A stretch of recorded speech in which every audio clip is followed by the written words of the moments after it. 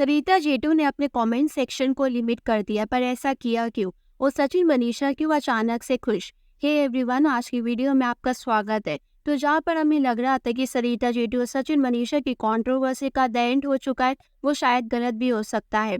तो हुआ ये कि सचिन ने अपने यूट्यूब चैनल पर लिखकर ये बताया था कि कैसे अब दोनों पार्टियों के बीच में सब कुछ ठीक हो चुका है।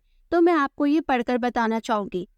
नमस्कार साथियों, आप सभी के प्यार और आशीर्वाद से आप सभी जो चाहते थे ठीक हो गई है। ऑफलाइन बातें ही और जो मिसअंडरस्टैंडिंग थी उन किया गया, लेकिन जाने अनजाने में किसी का कोई नुकसान ना हो। और आप सभी से ये विनती है कि किसी के काम पे हमारी वजह से प्रभाव ना हो। इसके लिए आप सबसे चाहूंगा कि किसी के लिए भी कम से कम अब से कोई भी गलत शब्द ना निकले। कुछ दिन पहले ज्योति समुदाय के लोगों का जिक्र हुआ था, जिसमें कुछ लोगों का फायदा हुआ, कुछ का नुकसान। काम चाहे कोई भी हो, किसी का नुकसान नहीं होना चाहिए। हर इंसान अपने काम में सक्षम है, ईमानदारी से किया हर कार्य सही होता है। इसलिए जो भी ज्योतिष समुदाय के लोग निष्ठा के साथ अपने काम को कर रहे हैं और जो लोग इनसे जुड़ना चाहते हैं वो इस समुदाय से जुड़ सकते हैं। बात सिर्फ भरोसे की होती है। अगर आपको भरोसा है तो पत्थर में भगवान है, अगर भरोसा नहीं है तो इंसान में इंसान नहीं। मेरे शब्दों से किसी के भी कार्य में नुकसान हो तो मैं विनती करता हूँ कि हर समुदाय को एक मापदंड से ना देखा जाए, किसी के भी कार्य में बाधा न आए, बस इतनी यह उद्देश्य है। आवेश में आकर हमने भी कुछ ऐसे शब्द बोले जो यकीनन नहीं बोलने चाहिए थे, और सामने वाले पक्ष ने भी बोला जो उन्हें नहीं बोलना चाहिए था। इस बात का मुझे भी दिल से अफसोस है। हमारे चाहने वाले लोग किसी के बारे में अब से कोई भी उल्टी चीज ना लेके जिससे उनको हर्ट हो। आप सभी का दिल से आभार। इसके बाद ऐसे ही पोस्ट डाला आकांक्षा ने, मैं आपको वो भी पढ़कर बताना चाहूंगी। बेहद खुशी हुई ये जानकर सामने वाले पक्ष को अपने गलत शब्दों का एहसास हुआ और उन्हें अपने बोले हुए शब्दों का खेद है। इस बात की बेहद खुशी हुई क्योंकि बात हमारे प्रोफेशन की थी। जाने अनजाने में हो सकता था मैंने भी कुछ गलत शब्द किया हो, इस बात का हमें भी अफसोस है। आप सबसे अनुरोध है, कृपया किसी भी तरह का अपशब्द किसी के लिए भी ना बोले और अपना प्यार बनाए रखे। माता रानी सभी को खुश रखे। तो अब हुआ ये ना कि दोनों पोस्ट सिर्फ सचिन और आकांक्षा की तरफ से शेयर हुए थे, लेकिन सरिता जेटू या फिर नेहाशिष तिवारी ने ऐसी कुछ भी क्लैरिफिकेशन नहीं दी। इसके बाद लोगों को ये डाउट होना शुरू हो गया, क्या कंट्रोवर्सी सच में एंड हो चुकी है?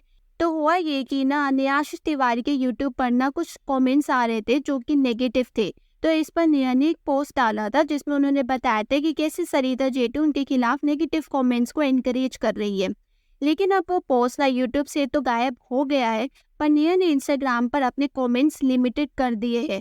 लोगों को ऐसा लग रहा है कि ये शायद इसलिए करा हो क्योंकि उन्हें काफी नेगेटिव कमेंट्स आ रहे थे, और ऐसे ही किया सरिता जेटू ने। जैसे कि आप स्क्रीन में देख पा रहे होंगे, सरिता ने भी अपने कमेंट्स लिमिटेड कर दिए हैं। ऐसा हो सकता है कि उन्हें कोई भी हेट कमेंट्स ना मिले।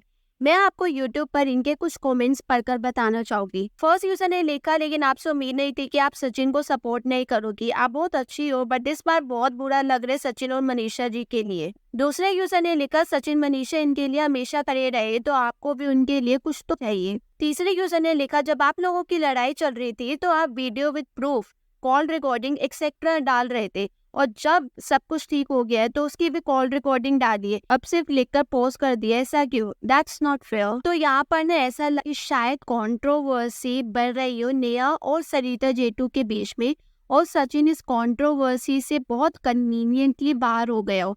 यहाँ तक कि सचिन ने ये भी बताया था कि कैसे उसकी 2 वीडियोस ट्रेंडिंग पर चल रही है, लेकिन अभी भी सचिन और सरिता एक दूसरे को फॉलो नहीं कर रही है, जबकि सचिन नेहा एक दूसरे को फॉलो अभी भी कर रहे हैं। तो इतना तो साफ है कि कंट्रोवर्सी अभी खत्म नहीं हुई, क्योंकि अगर कंट्रोवर्सी खत्म हो चुकी होती ये तीनों एक दूसरे को फॉलो कर रहे होते। बाकी आप लोगों की इस बारे में क्या राय है, इसको कमेंट्स में जरूर बताना। वीडियो पर लाइक जरूर कर देना और वीडियोस के लिए चैनल को सब्सक्राइब करना मत भूलना।